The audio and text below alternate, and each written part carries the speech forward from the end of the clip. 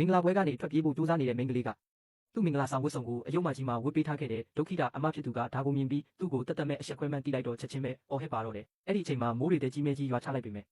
ကောင်မလေးကတော့အတိုင်းမသိပျော်ရွှင်နေခဲ့တယ်ဒါဟာသူ့ဘဝမှာကိုယ့်အတွက်ကိုပထမဆုံးအကြိမ်ရှင်တန်ဖူးတာလေအရင်တုန်းကတော့ရုပ်မာတဲ့မိထွေးရဲ့အိမ်မှာအသက်ရှင်ရပ်တည်နိုင်ဖို့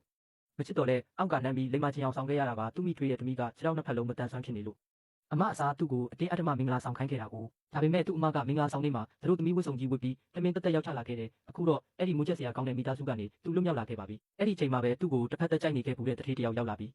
လက်ထပ်မလားလို့မေးလာတဲ့ကောင်မလေးကလည်းချက်ချင်းပဲလက်ခံလိုက်တာပေါ့မကြခင်မှာပဲနှစ်ယောက်သားလက်ထပ်စာချုပ်သွားချုပ်လိုက်ကြတယ်အမျိုးသားကသူ့ကိုအိမ်ခေါ်သွားပြီးဒါနမိမပဲဆိုပြီးအားလုံးကိုကြီးညာလိုက်တယ်ဒါပေမဲ့အိမ်ဖော်တွေကတော့သူ့ကိုလုံးဝမလေးစားကြပါဘူးဒီမိမကတထေးနဲ့မတန်ဘူးလို့ထင်နေကြတာကောင်မလေးကလိမ္မော်ရီတောက်ချင်တယ်လို့ပြောလိုက်တော့အိမ်ဖော်ကအိမ်မှာလိမ္မော်ရီမရှိဘူးဆိုပြီးတမင်တက်တက်ရင်းနှွေးတစ်ခွက်လာချပေးတယ်ဒီတော့ကောင်မလေးကရင်းနှွေးခွက်နဲ့အိမ်ဖော်မျက်နှာကိုပတ်လိုက်ပြီးသူလိမ္မော်ရီပဲတောက်ချင်တာလို့ပြောချလိုက်တယ်အိမ်တော်ထိန်ကအပြေးရောက်လာပြီးအိမ်ဖော်ကိုစူပူချင်းမောင်းလိုက်မှနောက်အိမ်ဖော်တယောက်ကလိမ္မော်ရီချက်ချင်းယူလာပေးပါတော့တယ်နောက်ပိုင်းကျတော့ပြင်းနေရင်ပန်းချံနဲ့လမ်းလျှောက်လို့ရကြောင်းအိမ်တော်ထိန်ကပြောတယ်ကောင်မလေးလမ်းလျှောက်ထွက်လာပြီးပန်းချံတကာဖွင့်လိုက်တာနဲ့